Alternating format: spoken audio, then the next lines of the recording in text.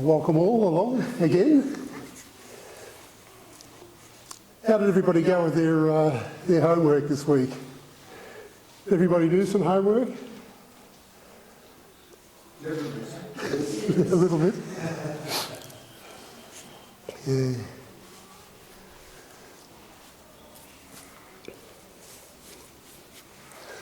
All right, well, we'll get started for today again. This week we're going to be looking at the hindrances for meditation, and I hope that those of you that have been practicing at home will have noticed some of these hindrances so that we can discuss them and so that you'll know what I'm talking about too from your own practice during the week. So just recapping on a little bit on what we did last week, we actually started the basics of meditation last week by looking at this form of practice that we're doing here, which is the anapanasati practice. This is mindfulness of the breath. And you might remember last week that I talked about two aspects of this practice, the two sides of the coin. So one side being the samatha side, which is the path of concentrating the mind, tranquilizing and concentrating the mind, making the mind go deep, and at the same time, to some extent, being mindful. So keeping the focus on the one particular meditation object that we have chosen. And in this case, of course, this is the breath, just watching the breath. So last week we did practice a little bit of this samatha concentration. And as I explained to you last week, this anapanasati meditation has the two aspects to it. So the other side, which is the vipassana side, this is the insight of the wisdom that comes out of this practice of samatha, the concentration. So we're using the mind that we're sharpening up, making fit for the job, to start to notice this wisdom or vipassana side of the equation. So vipassana just means wisdom, means insight, and that's of course what we use the meditation for. The samatha side of the meditation will always take you towards relaxation, towards peacefulness. I'm imagining that this samatha is very good for I imagine what happens is that it works probably a lot with the brain and the physical attributes of our body to, in the way that these endorphins that we now know about get released from the brain to... you can just leave it open, just look at maybe one or two people may come. Thank you though for that. Yeah, these endorphins that come and act like tranquilizers, or probably nature's drugs, really, in a way. It's like probably nature's cannabis, or the perhaps even, well, it's certainly not hallucinogenic, but it's certainly able to make you feel very relaxed, very tranquil, very content. So that's I'm sure that's all working together. When we actually practice the samatha, it's probably working that way with our physical body to bring all that into effect. But once that concentration is there and then the mind is fit for work, well then of course we can use it for this vipassana, or this insight, the wisdom that maybe will come from that. And that's what we're going to look at today with the meditation. We'll start practicing a little bit of that today so that I can hopefully show you just really how that works, and I'd like you to sort of understand just exactly what we're doing with that, just what insight means, because it sometimes can be a bit confusing. So, before we get to that though, I'm going to introduce today's topic, which is, as I say, the hindrances. The Buddha was an amazing list maker. He probably had a very structured mind, I imagine. Sort of, in a way, a bit of the scientist. It's hard to, I often try to do this just to imagine what it must have been like back in those days, 2,600 years ago. And for someone like the Buddha to sort of bring out some of the teachings that he brought out, all like that is just astonishing, I think. But I try to sort of think back of what it must have been like. And I think it was a relatively enlightened time in and around the foothills of Nepal and northern India, around that, where the Bihar state of India is today. Because there were certainly many, at that time, many people who had given their lives over to the meditative life. Certainly the Jains were in full swing.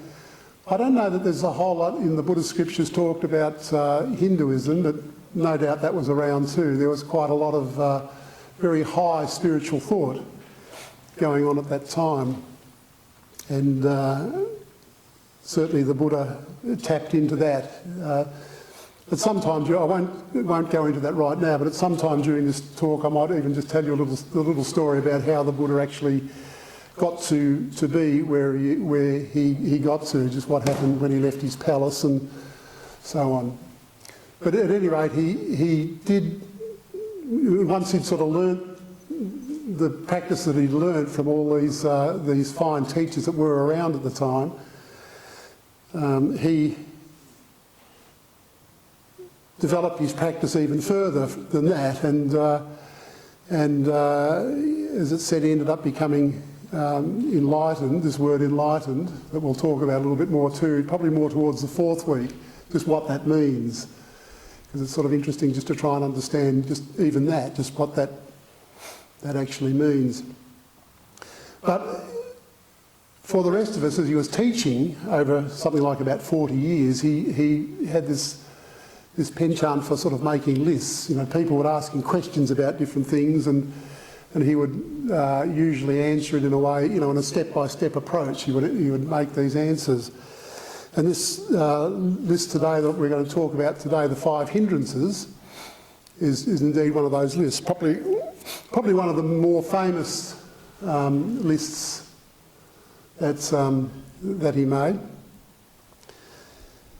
because, you know, it's so applicable to meditation. And it's like all of these lists too, it's very, very simple, very, very simple and easy to remember. So basically he said that there's the first 2 things on this list, he said, are to do with desire. and it's basically just that. The very first hindrance is desire, desiring something. So the mind wanting to reach out and grab something. I mean, you'll have all noticed this, no doubt, anyway, in your practice, whether it's, you know, you sit down and then all of a sudden you maybe feel hungry, or you feel that you need to get something or do something. Just desire, just this general idea of desire. It's there. You know, it's really all pervasive. Come in. Yeah, the desire is all pervasive, really, sometimes for us, and it is very much a hindrance. You know, you're just sort of starting to get your mind in a peaceful place, and then just take a seat there. Yeah, and then all of a sudden these desires come in. So that's the first hindrance, and the second hindrance is really just its opposite. So the second hindrance is aversion. So desire and aversion, you can really see that they're in a way one and the same thing. It's, again, there's 2 sides of the one coin, if you like.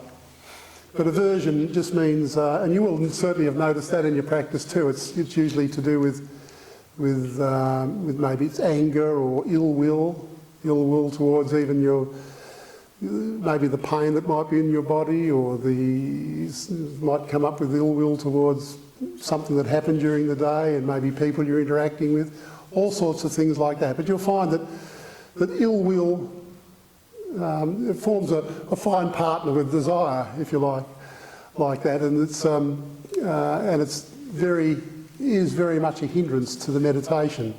But like everything, the reason why the Buddha made these lists, or the reason why I'm telling you this, is because if you can start to notice in your meditation when something like this is affecting you, if you've got a desire there and you can actually notice it and you can name it and just acknowledge it, then you've got an opportunity just to let it go. with all these hindrances, the very first truth, I suppose, with them all is just to develop the awareness to actually know that they're there for a start. Just when you're using this self-reflection that we've got, just to be able to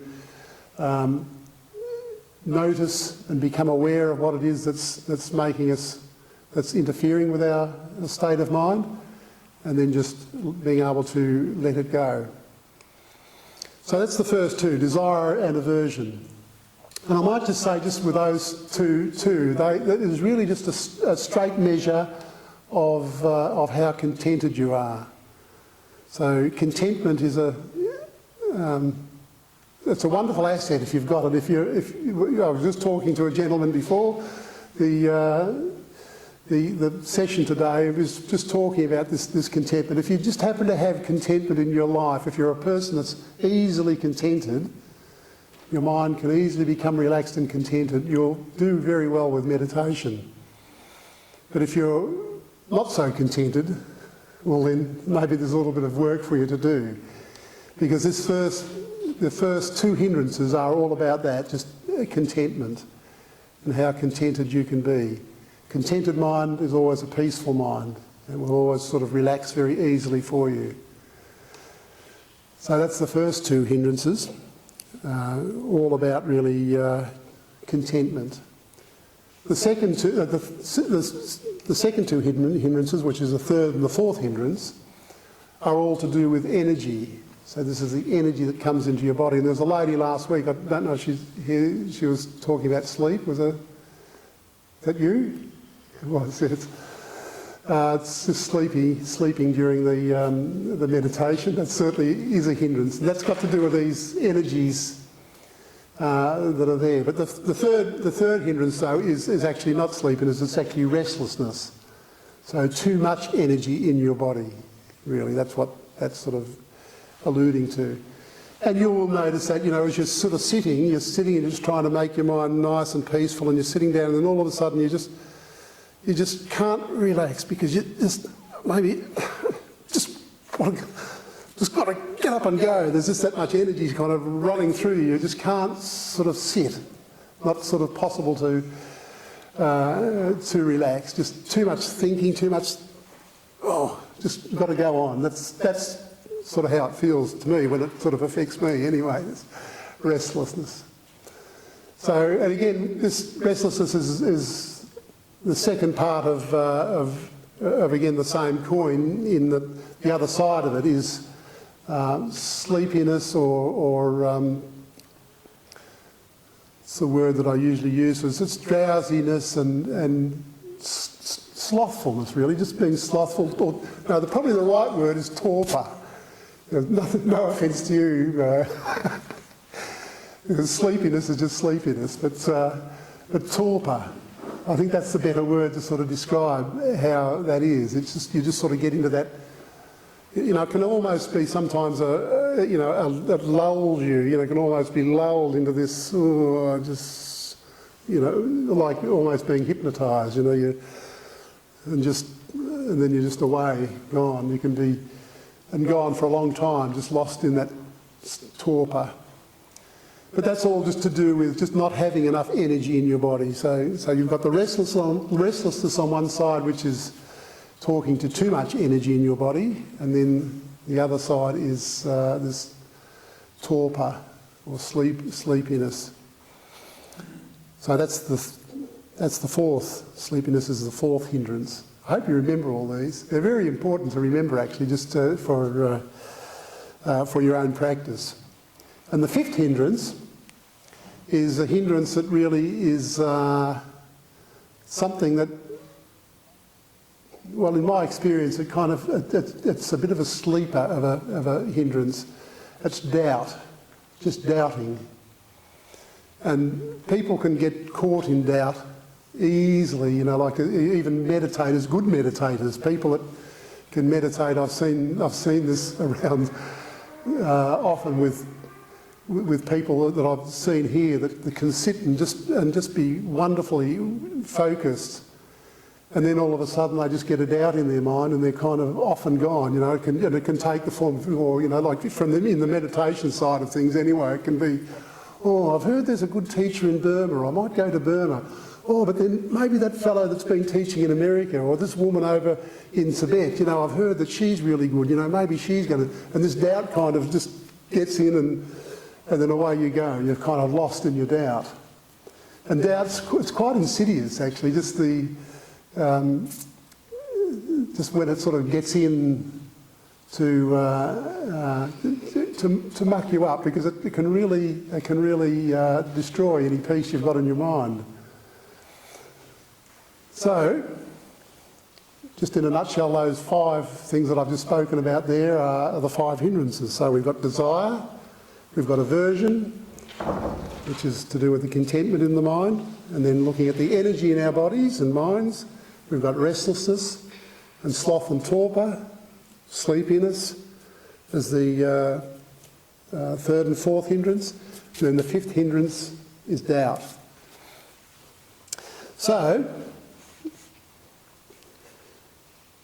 what I'd like to do now is just sort of run through some antidotes to these hindrances, just so that you can sort of see where we go with these things. Because basically, there's 3 ways that we can deal with these hindrances. The first way is probably the easiest, and if it works for you, is certainly the best. But the first way of dealing with any of these hindrances whatsoever is to basically just ignore them. So you're in your sitting meditation, one of these hindrances come up and you can notice that it's just playing around with you in your mind all the time, that if you can just cut through it, just stop it, and bring your mind back to the meditation object and just stay there with the meditation object and just sort of cut through it. So just ignore it. And that's, you know, it is the simplest thing to say, and it's sort of fairly obvious too, but if that can work for you, that's certainly the best way to do it. So that's the first way to deal, is just ignoring them. Then the second way, so if you've got to that point and it doesn't work, you try to ignore it and it won't go away, the hindrance won't go away. The next thing to do to approach it is to make the hindrance your meditation object. So let's just say, for an example, that there's ill will there for you, and you're trying to deal with this ill will. Well, the very first thing to try and do, you know, is what it is. It's just to make it easy, just to say if it's a pain in my knee, or maybe a pain in my back. But that quite often happens after, because with this meditation we do try to sit still, and we just try to sit without sort of moving around. So you can, you know, it's very, very normal for the body to develop pains. But just that maybe it's a pain in my knee here that's really starting to trouble me. Well, then after I've tried to ignore it, what I do then is I put all my attention on that pain. I leave my meditation object go, move my attention to the pain and make that the meditation object. And again, if I can, it's the same sort of thing as last week. We're looking to try and make this pain visible to us without a commentary. So we're not trying to necessarily, you know, describe it or think up words to describe, but just to be with it and know what it is. So, you know, you will notice if there's, you know, maybe there's heat, you can know heat around it, or whether it's sort of moving, but just to know it, just to know and give it attention. And the funny thing is that really anything that you give attention like this to, after a while, once it's got your attention, you'll find in most cases it just disappears. This is actually quite a profound thing that I've just said there too, because that is actually true really for even the whole universe. You know, you just start paying attention to it. Basically anything, once you start to give it your full attention, it's quite astonishing how these things just disappear. But to try and work with it like that, just to put your full attention on the object and then just be with it, be kind to it, try just to accept what it is, Just accepting what it is, and then after a while, if it's maybe the pain subsides, maybe you can just leave it then, just say, okay, I'm going to ignore that now and come back to my breath. But if not, you can just stay with whatever it is. Just sort of working with this, it's very easy to see this, I think, with a lot of emotional things. Like if you're angry, for instance, just say you've got a burning anger inside your stomach that's kind of causing you to not be able to sit properly. If you put your attention on that anger, and it's an emotion like that, I would sort of challenge you all really just to try this. Just when you notice you've got this anger there, just see if you can sustain the anger. See if you can keep it going once the attention's on it. You'll find that once it's angers. I've noticed this with the anger that I get. The anger only exists as long as I'm not paying it. As long as I'm not aware of it. If it's just anger and then I just sort of keep on grabbing and grabbing and grabbing on it, and it just keeps on going. But once I'm aware of it and I can actually put attention on it, and I've actually tried this a few times, once I've become aware, really fully aware of the anger and the process that's happening with it, and then to try and keep it going. Try and just say, right, I'm going to keep this anger going. Let's see what it does. But you'll find you can't keep it going once you're aware of it. It just breaks up, it stops. I think partly because of this example too, the anger one. I mean, you're noticing that you're hurting yourself with it for a start anyway. Whether it's you're angry towards some other person or you're directing it outside of yourself. But that's the realisation that comes, is that you're actually doing it to yourself. It's not, as the Buddha talked about, sort of throwing anger around is a bit like throwing hot coals. But you're picking up the coals and throwing them, but you're burning yourself in throwing them. But these are all interesting things for you to all to look at as you're sort of starting to develop your meditation practice. Just to see these things for really what they are, and just to and certainly not to take anything I'm saying here on face value. I really want you to sort of check it all out to see if it's true or not true. But that's what I've noticed with things like, emotional things like that anyway. Emotional things sometimes the physical ailments are a little bit more difficult to, if they're entrenched into your physical body, they can be a little bit more troublesome to, just to sit with. But for emotions, they can be sort of so fleeting, really. Very interesting things to work with as hindrances, just to see. How you can keep them going. If you can keep the good ones going too, just the feeling good and happy, keeping happiness going is always just developing the positive ones and understanding and letting go of the negative ones. So that's the second way of dealing with these things, is turning the hindrances into meditation objects.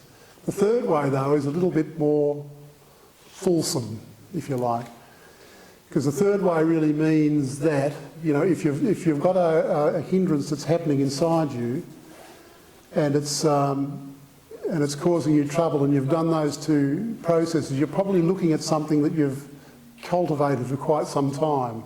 There's probably a cultivated habit that may be there for you. Now this, in dealing with these hindrances in the third way, is really where we need to use all our skill and wisdom. And the meditation will certainly help you do that too. But it probably means that there might be some kind of lifestyle or life thing, that's something that you're doing in your life that you might need to just change or spin around. The Buddha gave some sort of wonderful examples of this. Some of them sound a little funny, a little coarse too, but it'll probably give you a good idea of just what this really means with this too. Because with some of the hindrances that monks would have, they had probably just like we are all today.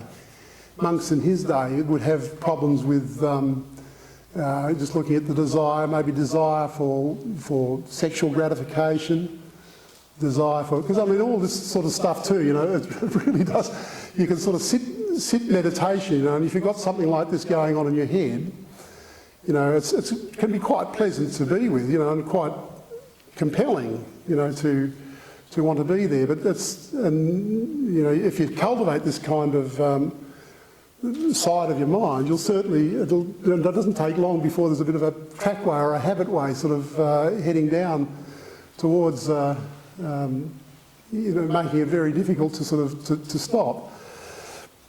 But just as an example of this third way though, the Buddha would say to, I should just think, I'll tell you another story after too. I'll tell you first of all what the Buddha said.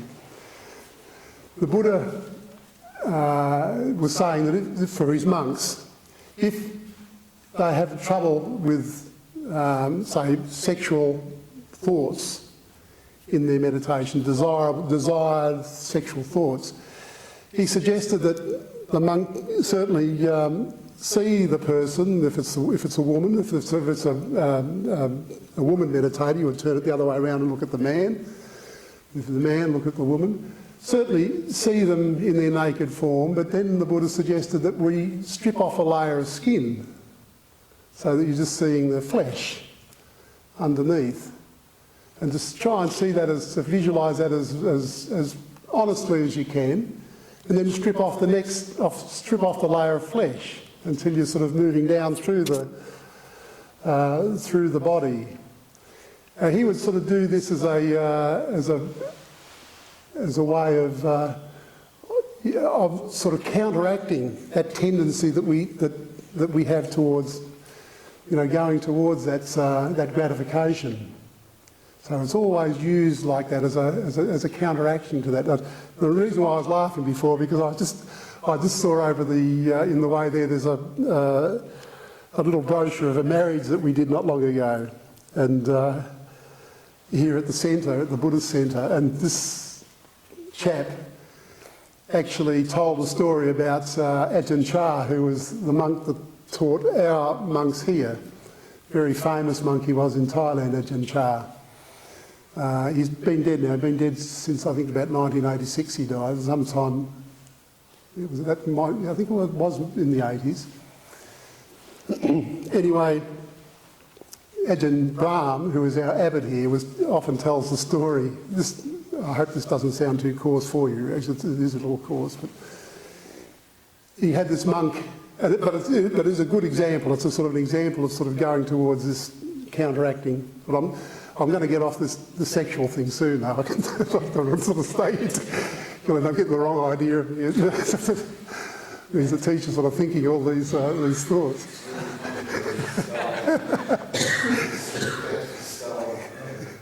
But anyway, Ajahn Chah saw this Western monk that he had in the back of the utility, and he just said to him, he said, "You're thinking of your girlfriend, aren't you? This guy come from America, he was an American novice."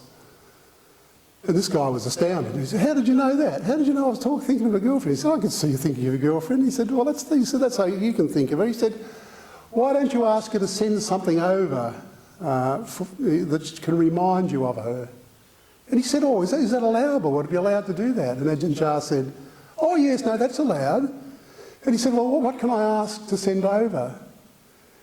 And he said, "Ask her to send a little bottle of her shit."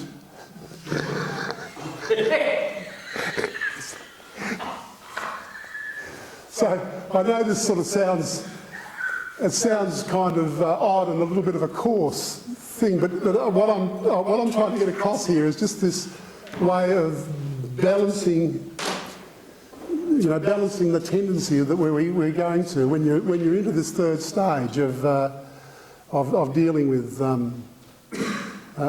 these tendencies. Perfection. We do like to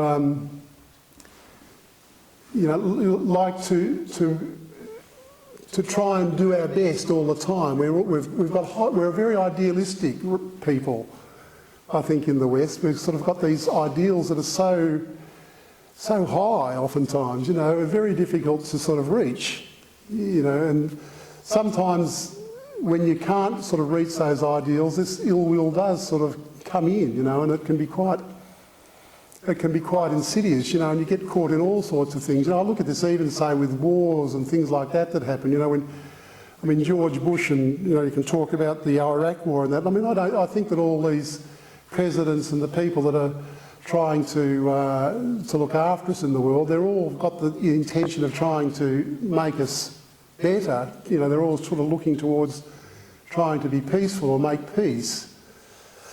But when your ideals are sort of so high, you know, oftentimes it's very difficult to, you know, to meet that expectation. So then when it's not met, you know, ill will can be the thing that sort of comes into place with it. So, you know, we need to be just a little bit careful about just where our aspirations are, just to accept where we are for the moment, and then practice towards that, practice to what we can do, and then this is this way again of balancing things out. So when you've noticed this in your own life, or you've noticed things coming up in your own life, just finding ways to balance yourself out so that you can bring yourself back to this contentment, the contentment of... it's a very, very practical thing that I'm trying to explain here for you, just to, you know, sort of bring a situation like that, to bring it back up into a nice balanced situation.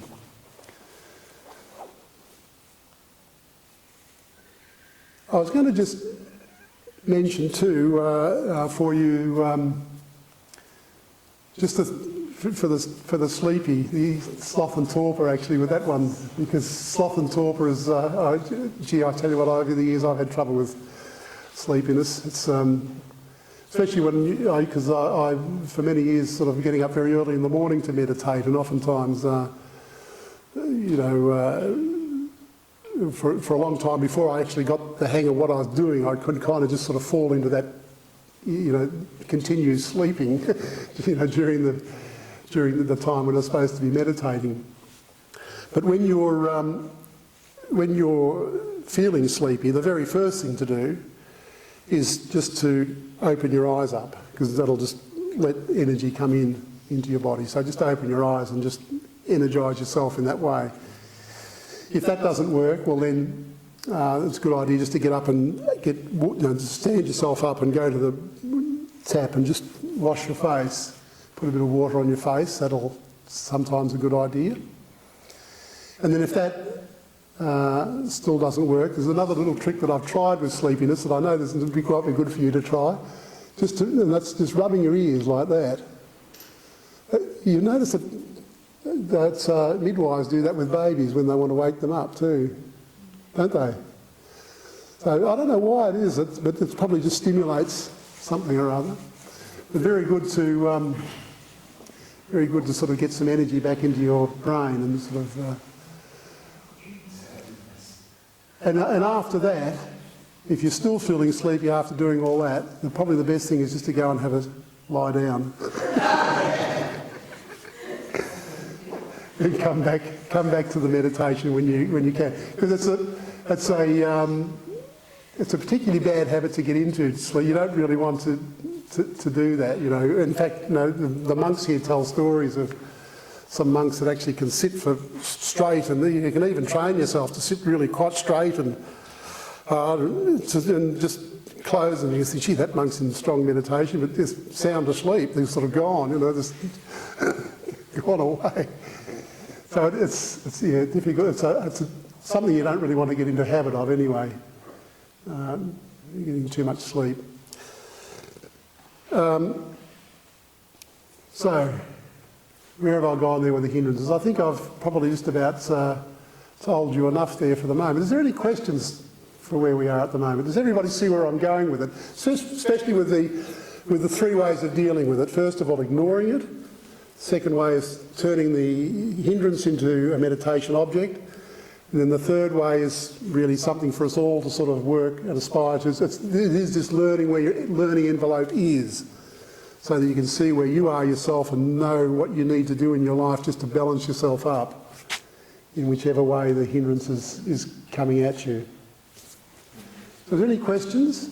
So, you said 3 strategies, a step-by-step one. For example, try step first one, and then if it doesn't work, we go to step 2. Yeah, exactly. Choose anything. No, I'd do it that way. Step 1, step 2 and step 3. If you can just ignore a hindrance, well and good, just try it. Oftentimes that's all it needs, is just to ignore it. So I don't want to think about that anymore, I'll just leave it. And then at the beginning you said the 5 hindrances is one of the list of Buddha.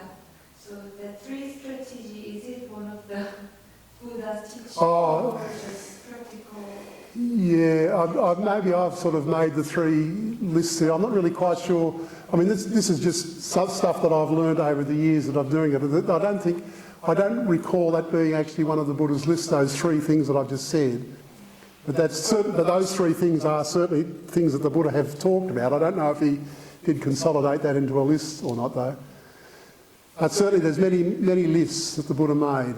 He was a consummate list maker, man after my own heart. Really wonderful to have them like that too, because you can just use these lists to just do this and then this and then this and then this, and then it's just very, very good for practice. So we're going to do some meditation now. So I would ask you to take your meditation postures. Now everybody knows what to do to start the meditation. Is there anybody that's in any doubt at all? We're going to be... another demo wouldn't... Sorry? Another demo wouldn't go to... Yes, no, I'll certainly walk you through it.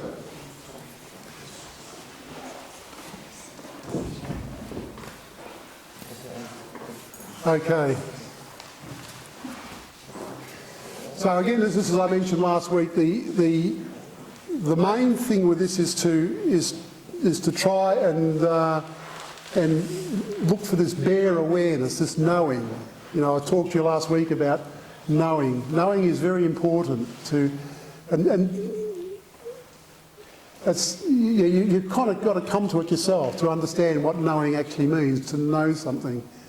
But if you can come to knowing and get past any commentary that might be there in your mind. So when I'm talking about watching your breath or being with your breath, it is just being with it, just to know your breath without any commentary.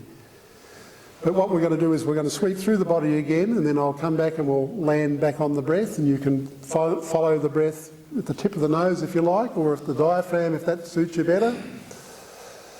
And then, but there is going to be a little bit different today, because as we get towards the end, the last 5 minutes of the meditation, I'm going to introduce you to a bit of what I would sort of loosely call vipassana, or insight meditation, just at the end. And I'll leave that, I'll explain that to you as I'm actually in the meditation itself, just to let you watch, because we'll take it this week so that you can actually see what I'm doing when we introduce it. And then next week when we do it again, you'll probably have much more idea. And also with the practice that you have this week, you'll have much more idea of how to use this insight that comes from the practice. So right hand on the left, that nice back, nicely straight with a nice little curve in the back. Arms just hanging loosely by the sides.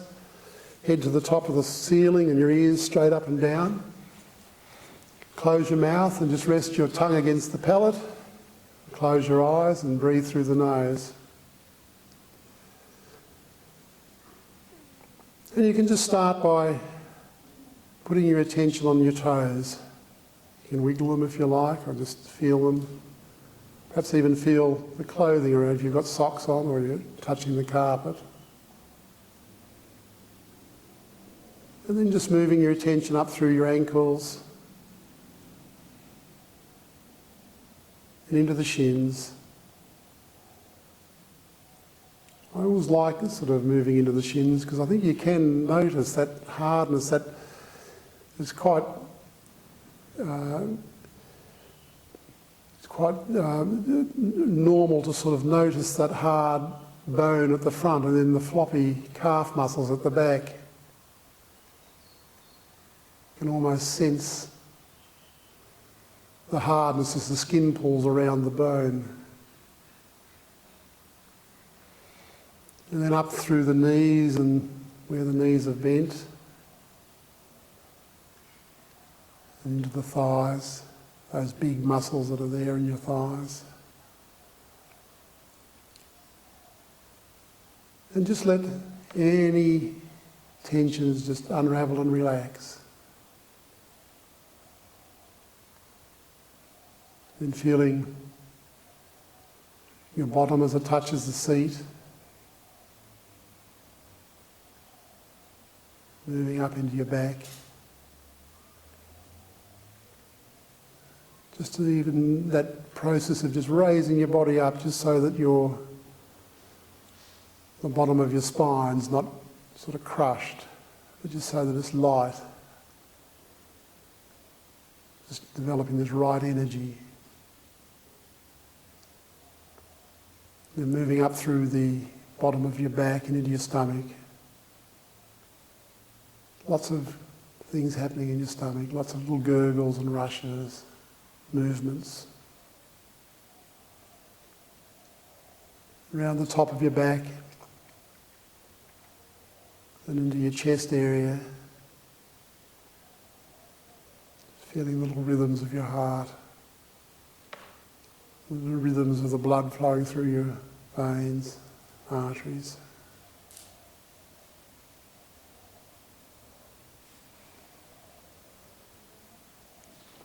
Just letting feeling your arms hang, bending at the elbows and your forearms.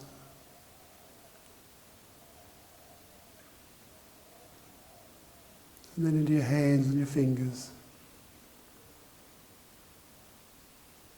And all that sensation that's there around your fingers.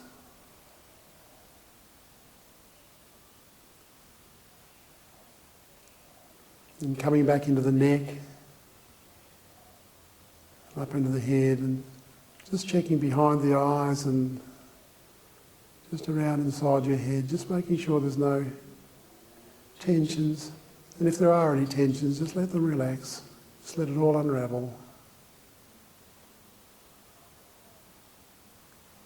Moving up into the head. Right at the top of the head too is a place usually where there's a lot of activity. Of mental activity.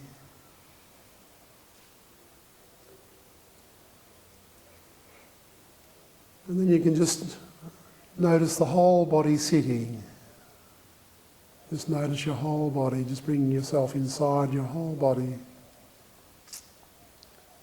Now we're just going to make that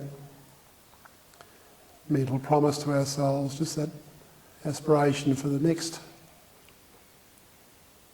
little time, 20 minutes or so, is the time for meditation. And then when you're ready, just to let your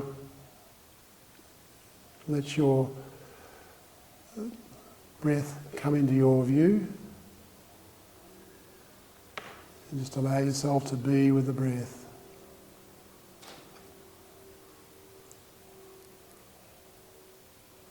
The breath coming in, the breath going out. Your beautiful breath.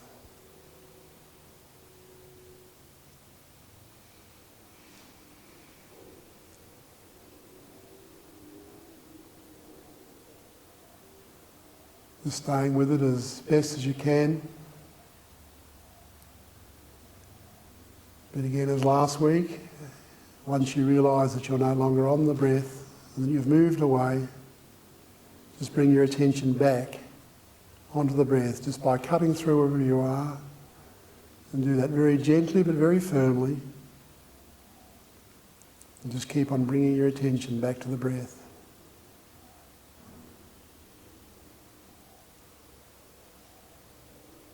And as you do that, you'll start to realise and start to notice that there's energy building up in your mind. as your mind starts to still.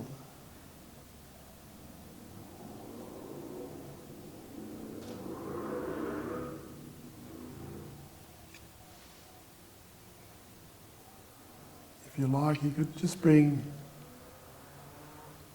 just that little bit of pleasure into your body, into your face.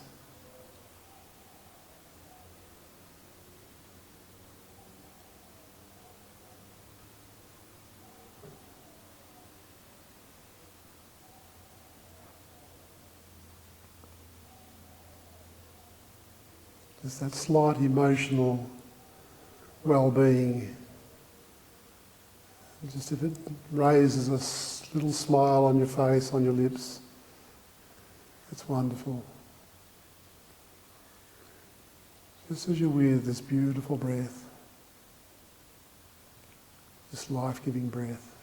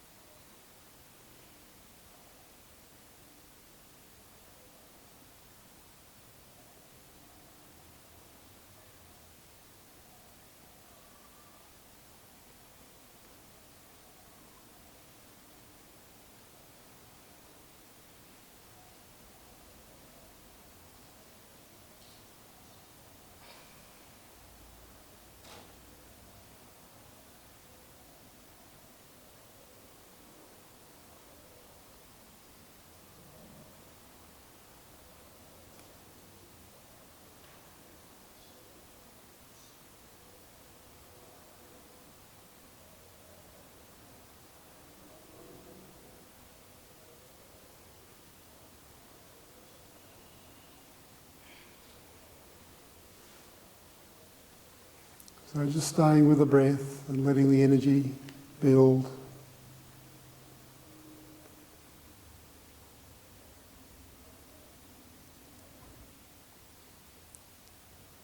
You'll no doubt be starting to feel like an energy potential starting to build in your mind.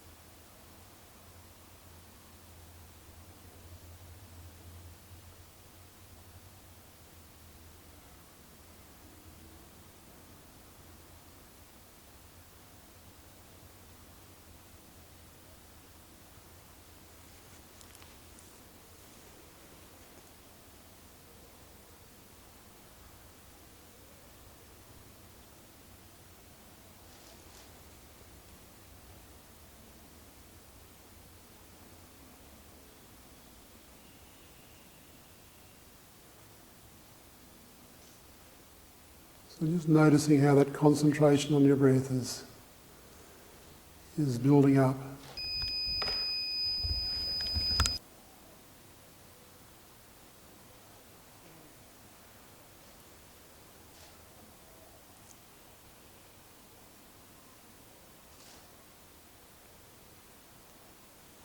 Just letting that potential, as I say, build. In the concentration build as you just stay with the easy flow of the breath coming in and going out.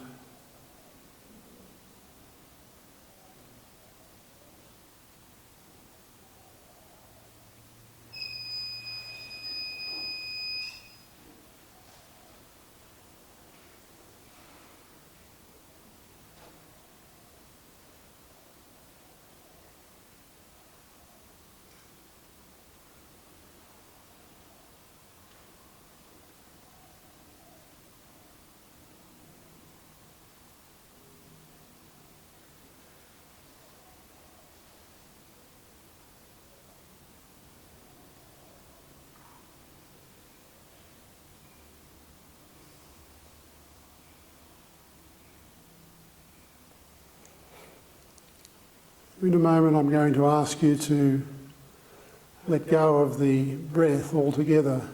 And what I'd like you to do is just to keep your eyes closed and keep your concentration going. But I'd like you just to watch, just to see what comes and goes in your mind. So just using the concentration that's there. So the mind's not moving around at all, it's as still as it can be. And we're just going to watch with bare awareness what comes and goes in the mind.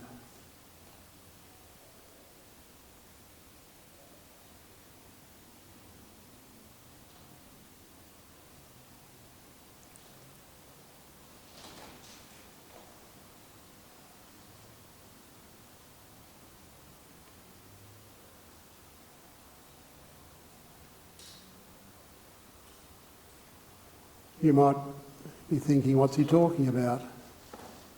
Might be leading to perhaps confusion. If there is confusion there, just watch the confusion.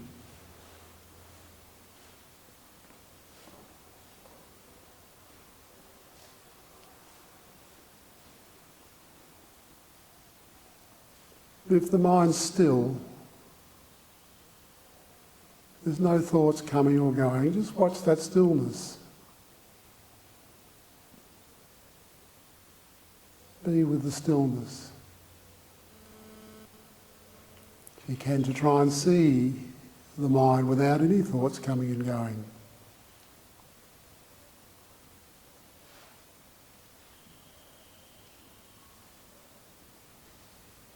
Just being with that stillness, perhaps.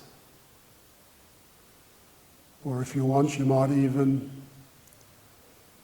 want to play with a thought, just to deliberately bring a thought in.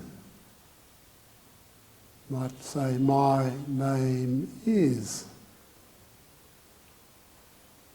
And name yourself. And perhaps notice the stillness that's between the words. Perhaps to notice the stillness between the words that I'm speaking now.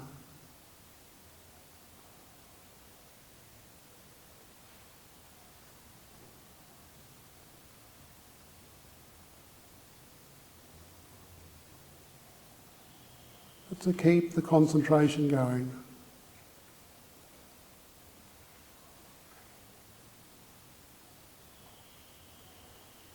So that you don't get lost.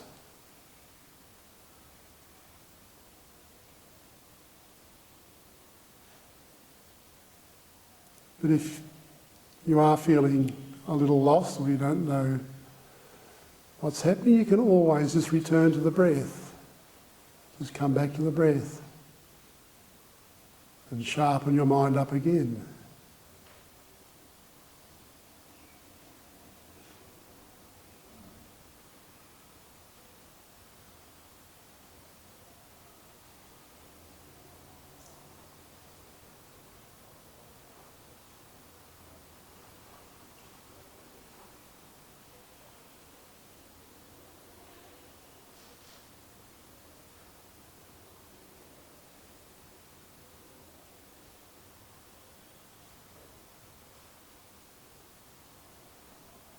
Just to know all these things without any commentary. So just knowing them with this bare awareness, just this knowing, this knowledge.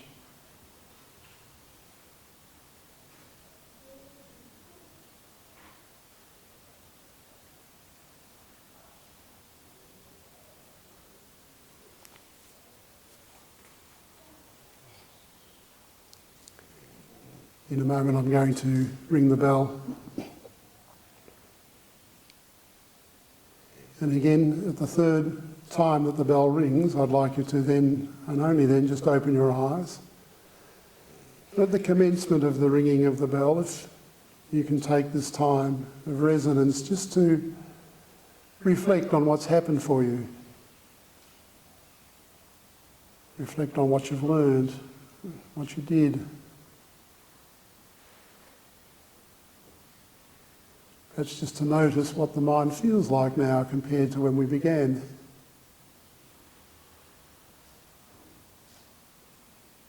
Just to notice the quality of your mind.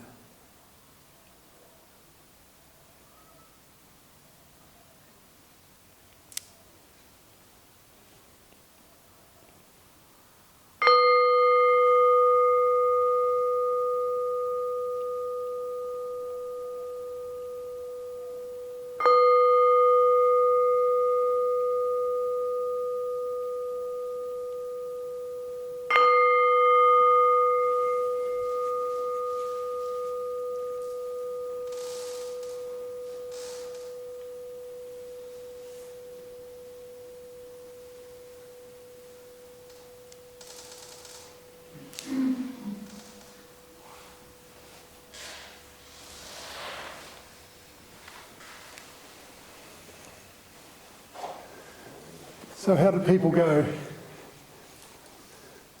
Did you all hear a whistling sound halfway between? Actually, I was starting to go off and I heard that whistling sound. I concentrated on that whistling sound. And I actually welcomed that sound because it kept me more focused. You're a man intent on enlightenment. That's good, very good. Good. That's a good way to treat a hindrance. What happens if that happens? It actually annoys you because that. It did annoy you. Yeah, you were right next to it. It's not particularly this. It's just if I was at home and I got two kids and they came in and annoyed me. Yes. How do I deal with that? This is just one instance. Yes. So if you're at home and something like that happens, disturbs your meditation, well, it's very difficult to go back to that. Once it's broken. That's right. We actually. We actually did. Liberation out. That's right. Just broken that peace and tranquility that you were there, and now I'm not happy. We actually had that day here today deliberately, so that's no, we didn't. Wrong places. Yeah, no, that's a very good question actually. But again, it's that very emotional feeling that you had is again just what we need to be aware of. Yeah, well, very much so. Just to notice that feeling, and then just to make it okay, to let it be okay. It's a wonderful example actually. That just even getting that. I can remember when we first started this Buddhist Centre. We used to have a house in North Perth, and the houses are very close together. And we used to sit in this back room and start at 7:30 on a Friday night. And every Friday night, the man next door was deaf, and he had this TV set. That's, I think it might have been Rumpole of the Bailey at the time was on. It used to, just about as soon as the meditation started, Rumpole would start up and up, the volume would go to 12. And we'd all be sitting in the meditation room there, those of us that would come. We just actually had monks there invited some monks over. But I remember working with that, exactly the same kind of situation, just to actually be with that. But there was a way in the end that I think, certainly for myself, I found that I could sort of tune that out just by not making it a trouble. Yeah, sort of the idea of like, you're not always going to be able to find a quiet place. Exactly. Traffic bridges and, if you really meditate, you meditate with everything going on. That's right. Well, exactly. You know, just be able to take a quiet time and... Yeah, well, that's the ideal. That's really where we're. But I mean, I didn't. It's a sudden intrusive noise, and that's what annoys me. Yeah. Is that I'm trying to have a quiet time, and it's suddenly intrusive. It's like if I was in a room quietly, while my kids came in suddenly, it's intrusive. This was intrusive. Yes. Yeah, very much so, and that's. I find it very difficult going back to where I am. Yeah, but that again, though, is a practice. It's just to sort of accept the trouble that came in, the same as Rumpole of the Bailey used to come in there, but just finding a way to make that acceptable, and eventually, once you concentrate on that, as I was just saying, with the second way of sort of dealing with hindrances, just concentrating on the trouble, and eventually it does just disappear. In fact, just for the record, what we actually did with there in the end, because that was going on for some time, and we had a lot of people who were severely complaining about coming along to listen to Rumpole of the Bailey at meditation. We ended up actually paying for this man to get a little thing to put in his television set with a set of earphones so that he could, so that he didn't have to have the sound on. And that's sort of after about 6 or 8 months of... It was nearly the series end anyway, so... It didn't really matter, but... Yeah, but that's certainly the way to deal with it. It was a good example of what to deal with. It's probably a nice thing to notice, just how stuff like that can make you annoyed, because these sort of things happen to us all the time, don't they? In reality, it happens all the time, this annoyances. And really what we're trying to do is to get past all those annoyances. But beyond that, how did people go with that practice today? Did anyone see their mind as still?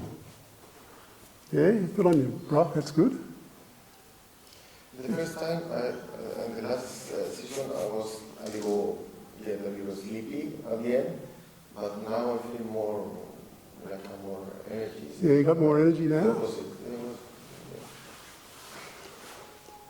What about anybody else? Did you notice when you stopped watching your breath, what happened for you? Did you? Yeah. Well, what I'd like you to do this week, though, is to try and practice with that, though, just I trust you can see where I'm going with this, so to try and, first of all, to build up a momentum of concentration, a momentum of peacefulness in your mind. So you build up this momentum of energy, and what you actually can start to see in your mind, you can start to see the stillness that's there. It's like, it's a bit like even the space in this room. When I kind of look out, I see all you people, and the chairs and the carpet and all the objects in this room. But I can also notice, if I put my attention to it, that this room has space, it has spaciousness. And I can actually turn my attention to that if I want to. It's a bit like, I think, artists and painters are taught to do this, in fact, so I hear. I'm certainly not an artist myself, but I've heard people talking to this effect, where you actually invert the image that you're painting so that they make the object doesn't become so if they're painting a chair, like the one in front of me here, an artist wouldn't necessarily just paint the chair, they would view the whole thing by inverting the space, so you're actually seeing the space that contains the chair. I think this is a way that they kind of practice. But you can actually work with that and notice that this spaciousness is really always there, because we don't really pay that much attention to it usually. We're very easy to go for our eyes and for our attention to go straight to the form of things. But in actual fact, this spaciousness is there all the time for us. And it's a very useful thing to know when your mind is still. It's a very useful thing to know what a thought is, just to see a thought come and go. You might think on the face that these are arcane things that we don't necessarily, are not very important, but this is the sort of thing that's going to help you develop insight. And really, I guess at the top of the page here, what we're trying to do here, if we want to write down exactly what we're doing so we can always refer back to it, we're trying to make our mind peaceful. This is really the top of the page, what we're trying to do. We can always refer back to that. So whatever we're doing here, where if there's something, a hindrance in some way that's going to stop us from actually achieving that, it's good for us to be able to notice and know what it is that, like the hissing noise that came, the troubles that come, just to notice what they are, become aware of them, and then learn how to deal with them, to be able to learn how to deal with these troubles that come in our life. And in that way then we can start to develop not only making our own minds peaceful by referring back to that, what our aim is, but also we can then reflect that into others in the world, so that the world can become hopefully a much healthier place to be as well. So just from the lessons, I was thinking to get into the moment, like you said, the suitcases, so I'm still focusing on that. So when you're saying empty your mind, breath away and that, I've just got the old suitcase and the new suitcase around, and that's like a focus, Yeah. Because just from what you've been telling us. Yeah, well, the suitcase, because that analogy was the past and the past and the future, wasn't it? So yeah, but in actual fact, if we can put those down during the meditation, put the suitcases down, put the past and the present, the past and the future down. Yeah. Let that be, and just come into the present. And as I was saying last week, this whole process is where we are uncovering the moment. So we're using the breath here to take us as an anchor point, to take us into the stillness. And then if we let the breath go, we can just sort of be with the stillness. But just being with the stillness is sort of, it's a wonderful thing, but we've got to practice to stay there, because otherwise you just get sort of pulled out away from it, pulled away from the stillness, and never ever really fully notice what it is. Because hopefully what I'm hoping to be able to show here, and what I want for all of you by the end of the course, is to actually know where to look for these things, to know how to practice to be with us, to sustain that stillness. The stillness is a wonderful thing it's a powerful inside the space. You know, that's the wonderful thing about the universe, the form of the universe, the planets, everything that we make, all the creations of the universe are all contained in this space, in this spaciousness. They come out of the space and they go back to the space. So in this whole containment that has the space, there's all this energy, it's just massive. And that potential is there for all of us to tap into, to understand and to know. So does Vipassana mean the achievement of that stillness? Is that it? Vipassana means, it literally means insight or wisdom. So what we're doing here, we're using the samatha side of what we're learning, the concentration, the focused mind, the sharp mind. We're using all of that so that we can use it to develop wisdom, to when we start to look at the mind, we'll start to notice and see things in a sharper, clearer way, with more clarity, more focus. That's a bit difficult for me to That's not clear? for me to understand. Yeah, it's like if you've got I think last week I gave the example of an axeman, you know, like if you're going to, say, chop wood, you want to have a sharp axe. If you haven't got a sharp axe, it's very hard to chop wood. So if we want to understand the mind, we want to understand what we're looking at, we need to have a sharp mind. The way we sharpen our mind is by using samatha practice. We concentrate the mind, bring that energy and bring the concentration into our mind.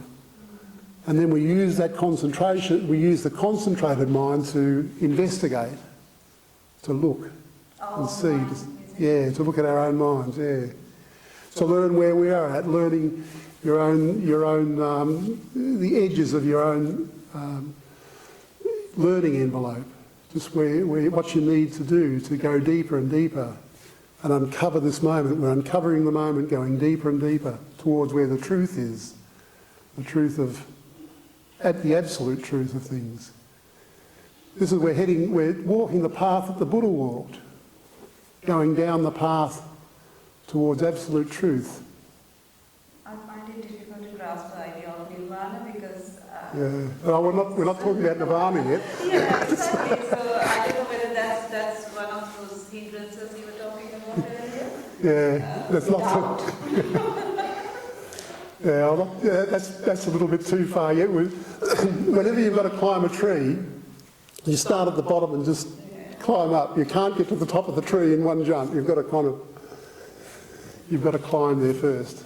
So yeah, just relax from where you are. And that's always a saying, because that's, you know, what you're suggesting there is an idealistic view. You know, it would be wonderful if we were all able to understand nirvana and enlightenment.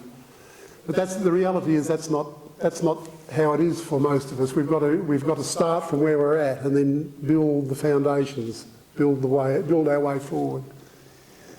If you try to jump too far, you'll just end up with a hindrance, probably the hindrance of ill will, as I was explaining before.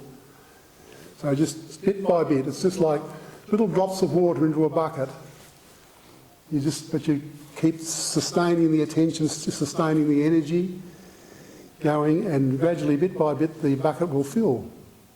Before you know where you are, you'll have a bucket that's contained there with something very useful for you to be able to investigate. So it's patience. That's a great virtue. Next week I'll bring along for you there was a list that the Buddha made, and I don't know that I can remember it just straight offhand, but it's called the 10 Perfections.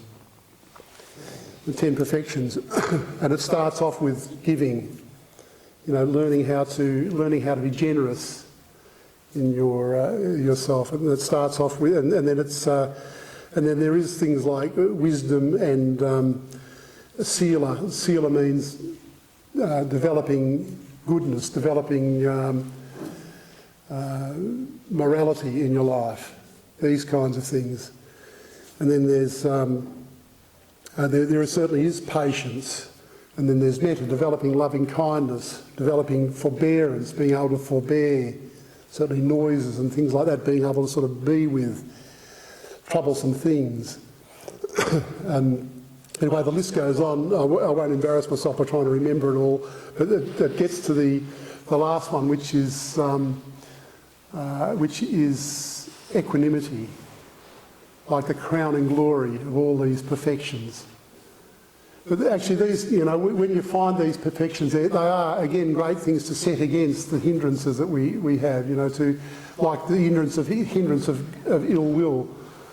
We often, as Buddhists, we often use the practice of metta meditation to counteract, and we'll actually be learning it. We'll be doing metta meditation in the 4th week.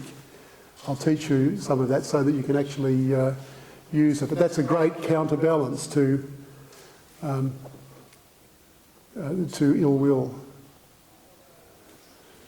Yeah, so we're running out of time. Is there any other questions, quick questions before we go?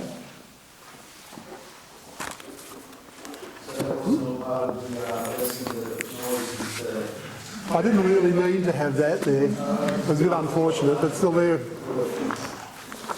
The beauty of it is, though, is that you will be able to find these talks on the web anyway, so they'll, you know, there is that. That's the benefit that we'll get from it, I guess. That's good. So. That's right. We'll see you all next week.